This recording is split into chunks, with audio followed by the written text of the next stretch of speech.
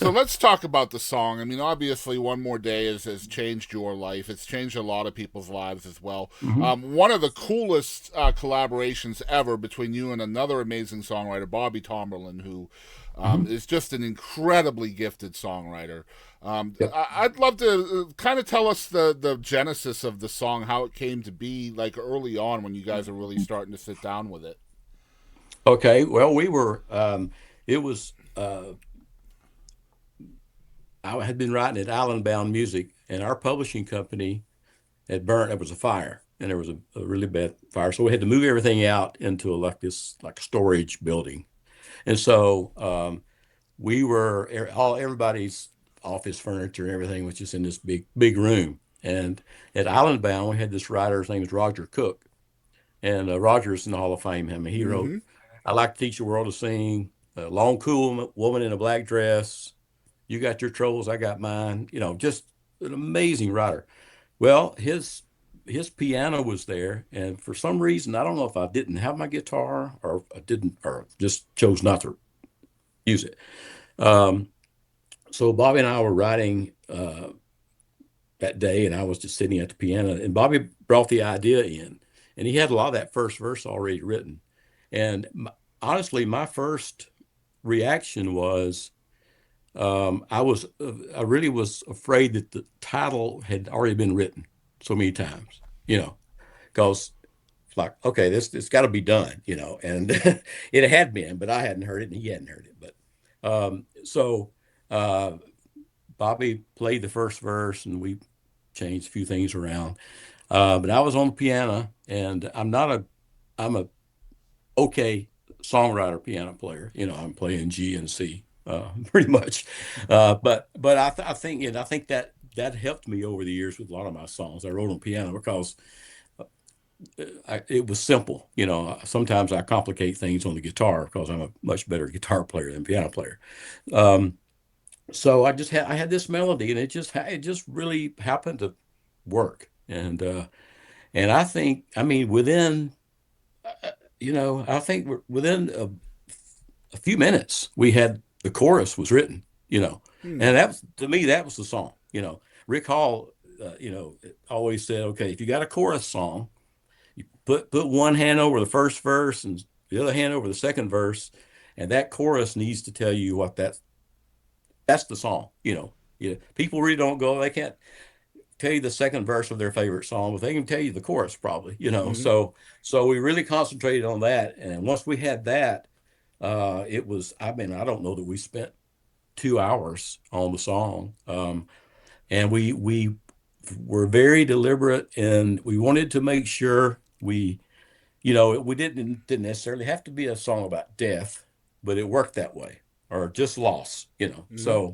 So it would you know, I was always reluctant to put a Chevrolet in a car in a song because what if they're driving a Ford? You automatically knock half your audience out. Mm-hmm. Yeah, so we wanted it to be open. It's just about loss. It could be about death, or it could be about losing a lover, Yeah. or someone. It was really easy song to write, and I did a little guitar vocal. Maybe the next day we had a little piano part on it, and I wasn't really happy with it. But I told my publisher, I said I want to go back in and redo it because I did it live with a guitar vocal, and I couldn't go just fix the vocal. I wanted to fix the vocal part, and she said, let's just give us a month with it, and if it's not on hold or something's happening with it within a month, after Christmas or whatever, you can go back in and redo it and do whatever you want to with it. I had a bad habit of just demoing songs to death. I'd have two or three versions of them. Yeah.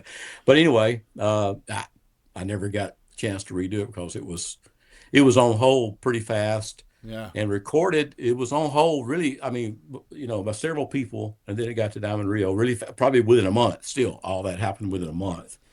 And then they recorded it like probably the song wasn't even 2 months old, and it did take it a while to get out because they almost left the label and all that. It took about a year and a half for it to actually get out. But that was still really fast. I mean, it's um, I've got a song that actually came out today and it's 13 years old. So, Yeah, sometimes you have that to wait happens a on lot. That happens a lot. it. Yeah, I have a yeah. question for you. Just looking back, do you think if you didn't have a piano available to you that day, do you think history changes on this song? Probably so. Yeah. Probably so. Because I remember learning. I mean, I do a lot of songwriter shows and things, and I remember going into the studio that day, and it didn't feel as natural as I wanted it to because I'd written it on the piano, so it took me a little bit to get the guitar right. Maybe that's why I wasn't totally happy with it too. But yeah, I would have complicated it probably. I would not have. I know I would not have played that lick in the key of C on the guitar, Hmm. because I just know how I write, on the guitar, and that's I don't know if I have a song in the key of C ever except that Yeah. one, but that was in the key of C because I could play that on the piano, well Yeah. enough to write the song. So, Incredible stuff. Very fate based. yeah. When you and Bobby are in the room, you're writing the song. Is there any additional excitement over this song, or is it just business as usual? I think I think it's usually business as usual, and because and then you kind of come up for air. It's getting dark. I'm gonna turn this light on. Not that you won't see my face, but um, uh, and usually that's the way it is. You kind of finish a song. Sometimes you just kind of stop midway through, and you're thinking, "Hey, who's going to record this? Who Yeah. could you hear doing this?" And then you come up for air, and then you're like, "Okay, well, we got it. Let's finish it." But I think that one, I think we wrote it so fast. We just, then we start, oh, I could hear so and so. I could hear Diamond Rio do this for sure with the harmonies, and you could always hear, you know, Ronnie Dunn or Alabama, Tim Hmm. McGraw, or or Trace. I don't know if Trace could do that. I don't know if Trace would do it. He could do it, um, um, but even then, when I would write, I would have kind of these voices in my head that weren't mine. That were, I never had a Brooks and Dunn cut, but I always loved Ronnie Dunn's voice. So I Well, always that's because pretended I Terry was was writing a stealing song them for him. all, Steven. Terry was Uh, stealing all the Ronnie Dunn cuts. he was. He got a bunch of it. Oh my Yeah. gosh, I think 26. Oh my 26 goodness. Brooks and Dunn cuts. Yeah, I think Now is what. that's just against the law right there. That's Yeah, just too that's not much. fair. Share. Terry McBride, you need to share. Golly. Yeah. I love Terry. I had a song on him years ago. Yeah. Yeah, Yeah, I he's had a a he's song a he recorded. Yeah. he's a great guy, man. Totally. Yeah, just a Yeah. great guy. One of my favorite people I've ever talked to. Just super chill. Man, I Absolutely. appreciate you talking with me about the song. It's just such a cool, obviously a cool song. How much do you think 9/11 had an effect on the song really kind of resonating with people? I the way I mean it helped later, but that was Sure. probably 6, 8 months after, the Yeah. song had been a hit. The song went to number one, and then it fell back to two or three, and then Dale Earnhardt died, Hmm. and then they did memorial thing with a song, and then Yeah, I that forgot about that that. Yeah. no, that gave it some life. Also, right around the same time, I think it was the Oklahoma State basketball team had a plane crash. There were some deaths, and it was, it just a couple of those things lined up, and then of course 9/11. It was sad, but it was used Yeah.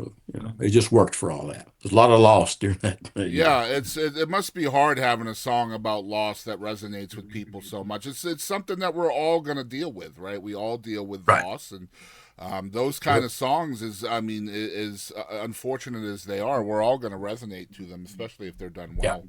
I mean, Yeah. I don't know a person who doesn't know One More Day. I told my mom that I Right. was talking to you today. She actually just had open heart surgery on Monday.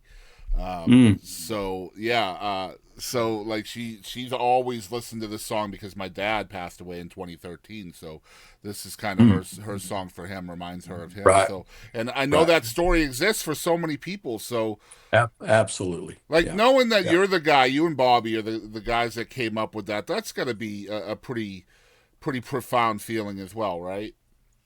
It is. It is. I mean, yeah, it totally is. And it's, um, yeah, we're both very grateful that we wrote it for sure. Yeah. Um, And it's, yeah, it has touched, I mean, I never dreamed, never dreamed of having anything like that, really. Yeah, it's just a global iconic song at this Yeah. point, and I mean, just cool stuff, man. I'm so thankful for you to tell the story about the song, and I Well, also want to let people know, like, you're an incredible songwriter without this song. Like, you have so many great songs. Like, he gets that from me from Reba. Like, just such a great tune. 10,000 Angels was wow. probably the first song I ever heard that you wrote.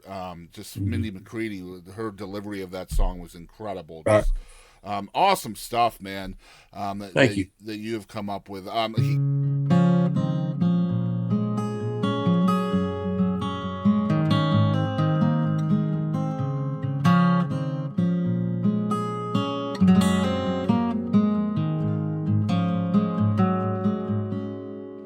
Last night I had a crazy dream. A wish was granted just for me. It could be for anything. I didn't ask for money or a mansion in Malibu.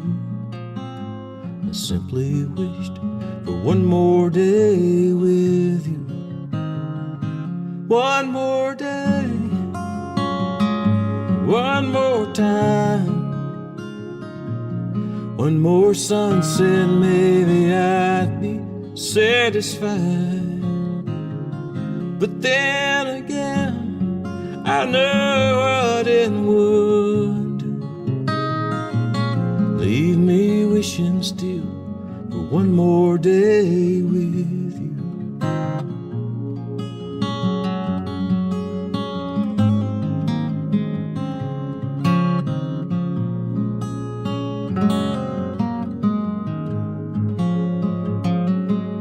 First thing I do is pray for time to crawl, and I'd unplug the telephone and keep the TV off.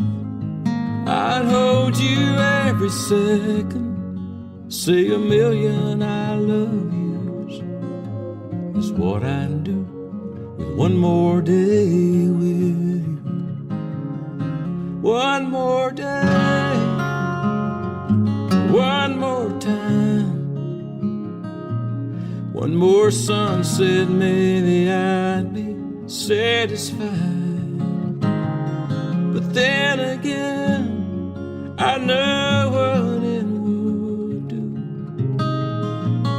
Leave me wishing still for one more day with you. One more day, one more time, one more sunset, maybe I'd be satisfied. But then again, I know what it would do. Leave me wishing still for one more day. Leave me wishing still for one more day.